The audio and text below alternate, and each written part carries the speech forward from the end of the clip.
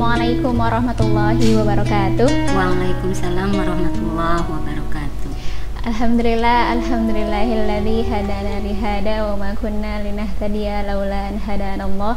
Asyhadu an la ilaha illallah wa asyhadu anna Muhammadan abduhu wa rasuluh, amma ba'du. Segala puji kita hadiratkan kepada Allah Subhanahu wa taala yang mana telah memberikan kita nikmat sehat, nikmat iman sehingga kita bisa kembali lagi untuk podcast SMA Al-Muttaqin. Nah, saya sebagai MC di sini akan memperkenalkan narasumber kita kali ini, yaitu Bu Erni. Ya, Bu Erni, apa kabar Bu Erni? Alhamdulillah, luar biasa. Allahu Akbar. Masya Allah. Iya, dalam podcast kali ini kira-kira Bu Erni mau bahas apa nih?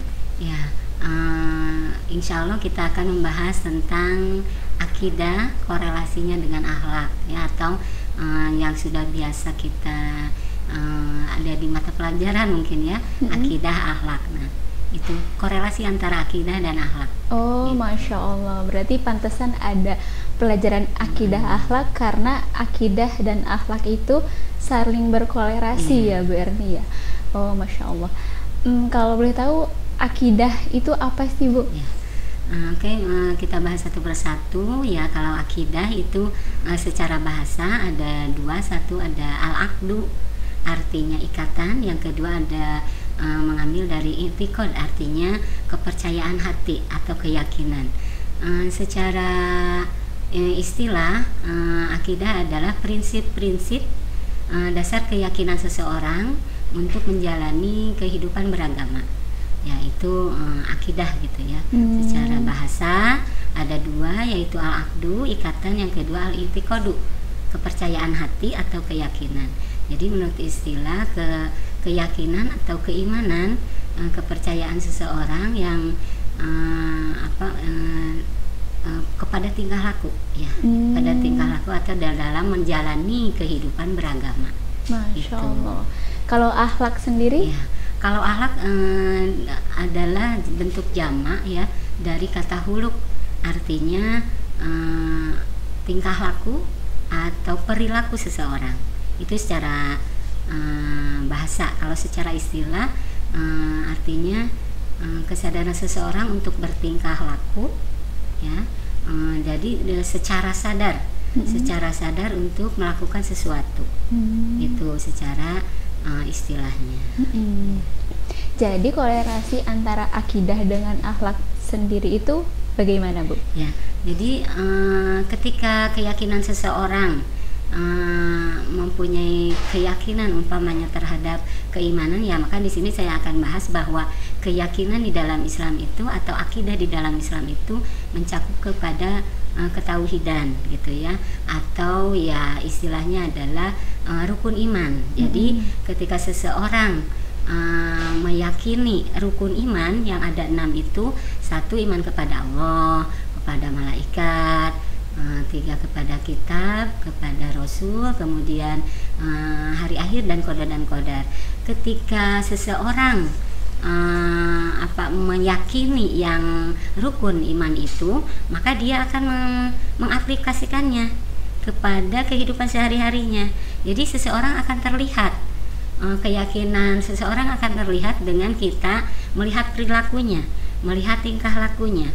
Jadi seperti halnya di dalam definisi iman, i'tiqadu bil qalbi, meyakinkan dengan hati, wa iqrarun bil lisan, harus ada pengucapan di dalam lisan, wa amalun bil arkan, kemudian harus diamalkan. Jadi keyakinan itu tidak bisa saya percaya Allah itu satu umpamanya ya gitu, atau saya percaya bahwa nanti ada surga dan neraka, tetapi tidak dibuktikan gitu ya, karena jadi kalau yang dinamakan iman atau keyakinan seseorang, kepercayaan itu harus dibuktikan dengan, kalau di dalam hadis yang tadi saya bahas adalah bil arkan, dengan anggota tubuh. Jadi anggota tubuh kita adalah nanti sebagai saksi dan juga sebagai bukti ya, bahwa ya kita menjalani keimanan, yaitu iman kepada yang tadi yaitu rukun iman yang 6.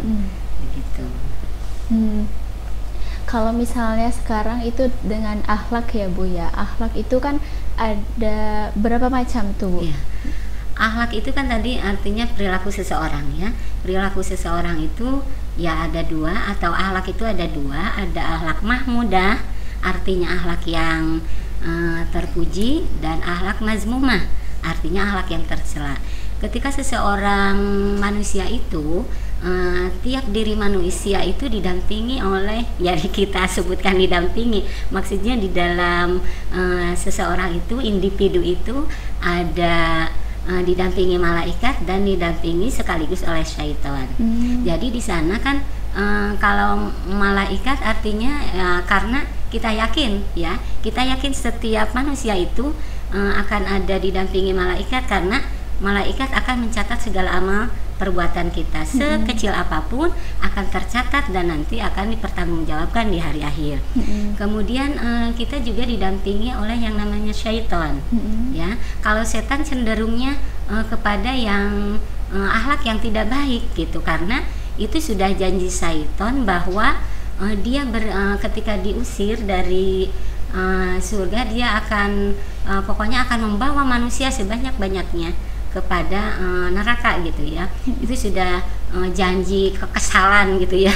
Karena kekesalan si syaitan diusir dari surga waktu itu, kemudian jadi dia membalasnya dengan cara akan menggoda manusia. Makanya manusia kebanyakannya adalah cenderungnya kepada kesalahan ya, karena ada juga yang menyebutkan bahwa ketika manusia lahir, setan yang akan mendampinginya sudah sudah lebih dulu dia sudah merongrong begitu ya.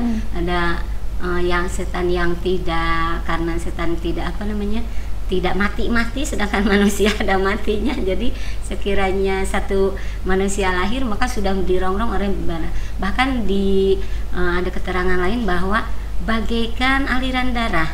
Jadi setan itu sudah masuk ke jiwa-jiwa manusia bagaikan aliran darah, sudah masuk ke dalam darah manusia. Jadi sehingga segala hal perbuatan itu akan condongnya kepada kejahatan, condongnya kepada kejelekan begitu ya. Jadi namun kita sebagai manusia yang diberi akal tentunya, ya itulah hebatnya Allah ya. Jadi untuk manusia itu diberikan akal itu adalah untuk memilih sekiranya. Jadi manusia diberikan pilihan, kalau mau berbuat yang akhlak mazmumah ya silahkan, nanti sudah tahu jalan pulangnya nanti kemana begitu ya. Kalau dengan akhlak yang terpuji berarti kemana gitu. Tadi juga sudah dibahas bahwa akhlak itu adalah kecenderungan seseorang untuk berperilaku dengan kesadaran begitu ya. Jadi tidak ada istilah saya tidak sadar melakukan itu gitu ya. Jadi kalau suka ada ya yang melakukan kejelekan, saya tidak sadar melakukan itu, kalau bisa dibilang itu adalah mustahil begitu. Ya. Berarti kalau misalnya untuk akhlak sendiri berarti itu sebenarnya adalah pilihan kita ya. Pilihan, karena manusia diberikan akal. Sekiranya semua manusia karena diberikan akal, maka ya ada yang cenderungnya memang karena tadi ya cenderungnya baik karena kita juga didampingi oleh malaikat, cenderungnya kepada kejahatan karena memang sudah bercampur istilahnya ada syaitan yang akan senantiasa membawa menjerumuskan kitanya sekecil apapun, bahkan niat di dalam hati pun kadang itu ya digoda terus gitu kan ya oleh setan. Nah kemudian yang namanya akhlak itu kenapa itu diberikan secara umum akal, baik itu muslim non muslim gitu kan. Sering juga ada pertanyaan kan, kenapa orang Kristen kok baik-baik begitu ya, tapi orang Islam kok malah banyak yang ya istilahnya akhlaknya begitu ya. Jadi kalau di dalam Islam itu akan berkorelasi, maksudnya ketika seseorang berbuat baik tapi tidak iman kepada Allah, maka segala perbuatan baiknya ya tidak, ini artinya sia-sia begitu ya. Meskipun umpamanya orang non muslim, orang kafir menyumbang untuk masjid sekian miliar pembangunan masjid, itu di hadapan Allah nilainya 0. Ya, meskipun dia berbuat baik, karena perbuatan baiknya itu adalah karena Allah memberikan akal. Allah memberikan akal, insting, moral gitu ya kepada setiap manusia. Jadi kalau masalah moral baik itu semua agama juga pasti menyerukan kebaikan, tetapi bedanya kalau Islam itu kalau sekiranya di dalam hatinya tidak ada iman kepada Allah, maka sebaik apapun yang non muslim ya, yang tidak mengaku beriman, yang tidak beriman kepada Allah, maka itu nilainya 0, tidak akan ditilai gitu oleh Allah, 0 saja. Jadi itulah korelasi. Jadi antara akidah dengan perilaku juga harus ada akidahnya gitu ya. Karena kan sekarang banyak ya nyumbang ke pesantren sekian miliar gitu ya. Itu dari non muslim gitu kan. Orang yang belum tahu pengkorelasian akidah dengan akhlak ini secara Islam menganggap bahwa wah mereka pasti masuk surga ya gitu ya, karena menyumbang untuk kemajuan Islam dan lain sebagainya.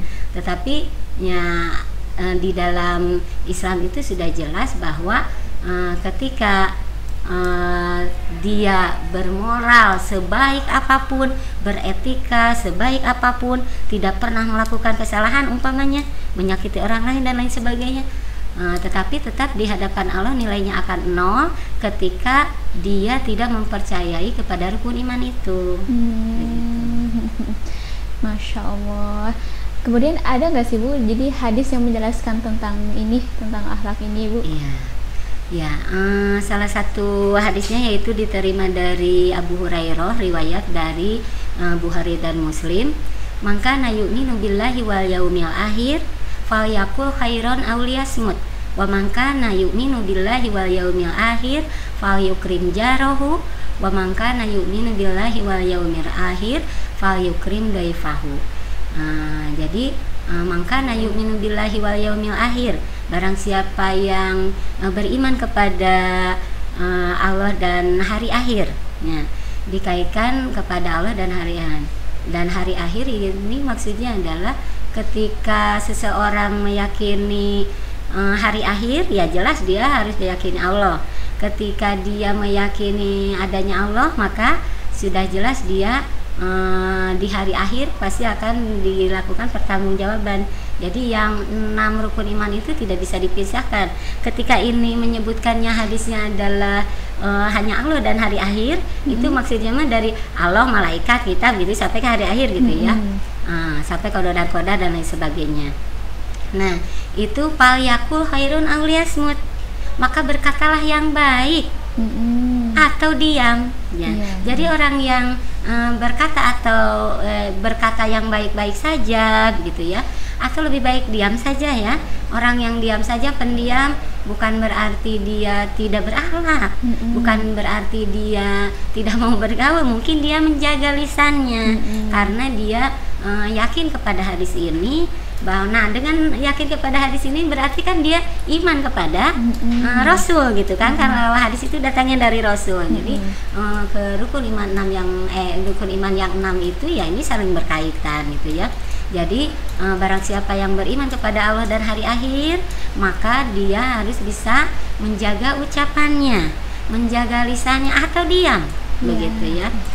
Jadi kalau yang banyak lisan kemudian nanti akan menyakiti temannya, menyakiti orang tuanya, menyakiti gurunya dan lain sebagainya dengan lisan itu, maka dia tidak menjaga, berarti dia tidak beriman gitu, dikategorikan tidak beriman kepada hari akhir, karena dia tidak akan dengan begitu tidak percaya bahwa di hari akhir semua yang diucapkan itu akan dipertanggungjawabkan. Yang kedua dalam hadis tadi, mangkana yu'minu billahi wal yaumil akhir falyukrim jarahu, maka muliakanlah tetangganya. Ya, jadi tetangganya. Nah, inilah di Islam itu sangat hebat ya. menghargai tetangga, saling tolong menolong, memuliakan tetangga. Tetapi mungkin zaman dulu ya istilahnya sebelum sekarang ini gitu ya, sebelum zaman sekarang tetangga sama tetangga itu kan saling kenal gitu ya, banyak komunikasi. Kalau sekarang kebanyakannya ya karena mungkin dunia kerja dan lain sebagainya, jadi pulang malam ya, berangkat pagi pulang malam, nggak sempat istilahnya apa kehidupan bertetangga bagaimana. Bahkan untuk kehidupan bertetangga kan Rasul sangat ya ada di dalam hadisnya bahwa kalau masak itu memperbanyak kuah gitu ya. Maksudnya bukan kuahnya saja yang dibagi gitu ya. Artinya dia bisa berbagi ke tetangganya, ke tetangga sebelahnya ketika ada harum dari masakan. Nah gitu ya. Jadi di dalam hadisnya perbanyaklah kuahnya. Jadi maksudnya jangan diartikan udah aja kasih airnya aja, kuahnya aja gitu. Jadi maksudnya adalah untuk berbagi. Fayukrim jarahu, muliakanlah tetangganya begitu. Kalau dia sekiranya memang beriman kepada Allah dan hari akhir. Yang ketiga adalah mangkana yu'minu billahi wal yaumil akhir, barang siapa yang beriman kepada Allah dan hari akhir, fayukrim daifahu, maka muliakanlah tamunya. Ya, jadi di dalam Islam itu ya, sekali lagi sangat hebat sekali ajarannya. Kita itu harus menghormati tamu. Bagaimana tamu umpamanya dipersilahkan untuk masuk dan lain sebagainya.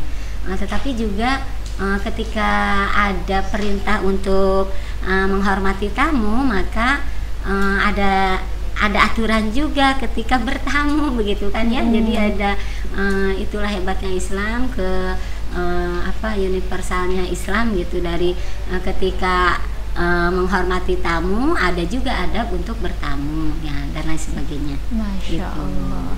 Terus misalnya Bu, kalau misalnya untuk dalam kehidupan sekarang nih, kira-kira contohnya tuh gimana sih Bu? Ya, ya seperti tadi juga termasuk kehidupannya, seperti berkata yang baik, kemudian menghormati tamu, kemudian menghormati tetangganya.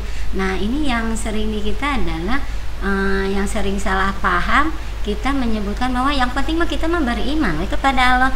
Adapun dalam keseharian umpamanya tidak berkerudung ya, tidak menutup aurat, padahal itu juga sebagai salah satu tanda. Kenapa tidak menutup aurat gitu kan? Karena kalau seorang muslimah itu kan kewajibannya adalah menutup aurat. Di dalam sudah ada peraturannya di dalam ayat Al-Qur'an dan hadisnya begitu kan ya. Jadi kalau dia tidak menutup auratnya hanya ke sekolah saja, itu kan juga sudah menandakan dia itu percaya tidak nanti suatu saat di yaumul akhir itu bakal dipertanggungjawabkan dengan rambut yang terlihat, dengan aurat yang terlihat ya.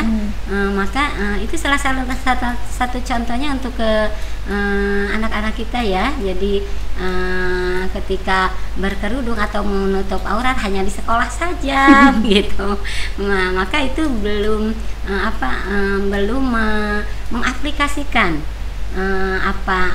keyakinannya, mengaplikasikan, karena sekiranya dia tak yakin bahwa ada malaikat yang mendampingi kita, kemudian mencatat segala amal, kemudian nanti di hari akhir akan ada pembalasan kepada setiap akhlak yang kita lakukan ya, termasuk tadi ketika tidak menutup aurat, berarti dia berarti belum yakin bahwa nanti di akhirat itu akan ada penghisaban, Jadi sekiranya kalau menutup aurat itu diyakini sebagai ajaran dari Nabi Muhammad gitu ya, atau ajaran dari Allah yang disyariatkan kepada umat Islam, maka ya dia akan menutup aurat karena dia takut, karena akan ada ketakutan gitu ya di dalam kalau dia yakin. Berarti kan itu ada korelasi ya antara keyakinan dengan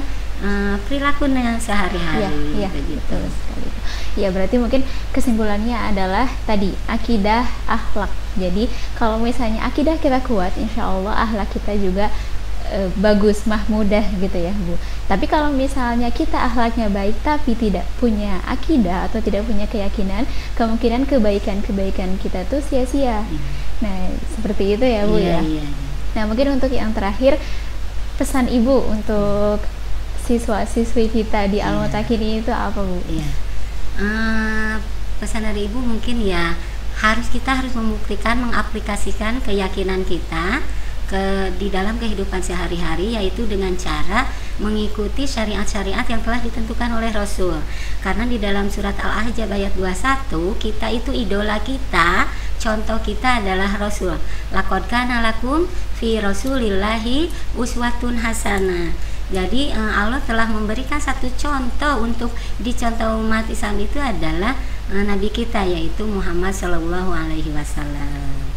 Gitu Ibu. Masya Allah ya, pembahasan kali ini luar biasa sekali ya. Jadi adanya pelajaran akidah akhlak tuh ternyata memang akidah dan akhlak itu saling berkolerasi ya Bu ya. Ya, terima kasih Bu Erni atas pembahasan kali ini. Masya Allah, semoga bermanfaat. Mudah-mudahan ada manfaatnya. Amin. Termasuk ya bagi saya sendiri dan juga bagi yang lainnya, yang mudah-mudahan menjadi ada titik pencerahan untuk kita melaksanakan kehidupan beragama di dalam sehari-hari. Amin, amin, Masya Allah. Ya, terima kasih Bu Erni. Ya, sama-sama. Alhamdulillah podcast untuk hari ini kita selesai ya, Masya Allah. Semoga podcast ini memberikan pencerahan, tadi kata Bu Erni juga memberikan pencerahan kepada kita, seperti apa sih kehidupan kita sehari-hari itu harus seperti apa gitu. Ya, mungkin cukup sekian podcast hari ini. Terima kasih kepada pemirsa yang telah mendengarkan. Kita tutup dengan kafaratul majelis. Subhanakallahumma wa bihamdika asyhadu an la ilaha illa anta astaghfiruka wa atubu ilaik. Walahir, assalamualaikum warahmatullahi wabarakatuh. Waalaikumsalam warahmatullahi wabarakatuh.